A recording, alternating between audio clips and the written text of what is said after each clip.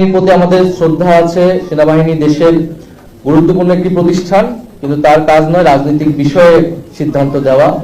তার কাজ দেশের প্রতিরক্ষা, দেশের নিরাপত্তা নিশ্চিত করা। সেনাবাহিনীকে নিজের কাজ করতে দিন, রাজনীতিতে জড়ানোর অভিযোগ মুখ খুললেন নাহিদ। ঢাকা, 24 মে 2025। সম্প্রতি সেনাবাহিনীর বিরুদ্ধে রাজনৈতিক হস্তক্ষেপের অভিযোগ ঘিরে সামাজিক মাধ্যমে ব্যাপক আলোচনা চলছে।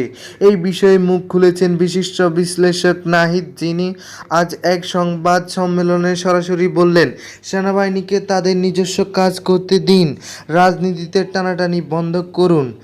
নাহিদ বললেন, একটি পেশাদার বাহিনী হিসেবে সেনাবাহিনী সবসময় রাষ্ট্রের নিরাপত্তা নিশ্চিত করতে কাজ করে যাচ্ছে। তাদের রাজনৈতিক বিতর্কে টেনে আনা খুবই দুঃখজনক।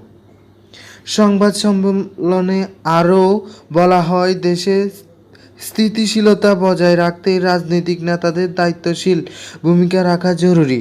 সেনাবাহিনী নিয়ে অপপ্রচার বা উদ্দেশ্যমূলক বক্তব্য জাতির বিভ্রান্তি তৈরি করে।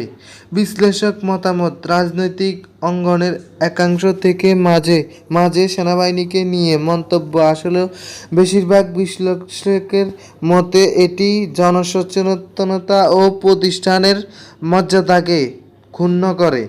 প্রতিষ্ঠানগুলোর মধ্যে ভারসাম্য বজায় রাখতে হবে, নয়তো গণতন্ত্র দুর্বল হয়, বলেন একজন নিরাপত্তা বিশ্লেষক। সাধারণ প্রতিক্রিয়া, সাধারণ জনগণ মনে করছেন, জাতীয় নিরাপত্তার প্রশ্নে সেনাবাহিনীর পেশাদারিত্বের উপর আস্থা রাখা উচিত। তারা সামাজিক যোগাযোগ মাধ্যমে মন্তব্য করছেন, আমরা চাই সেনাবাহিনী তাদের নিরপেক্ষ ভূমিকা বজায় রাখুক, রাজনীতিতে নয়।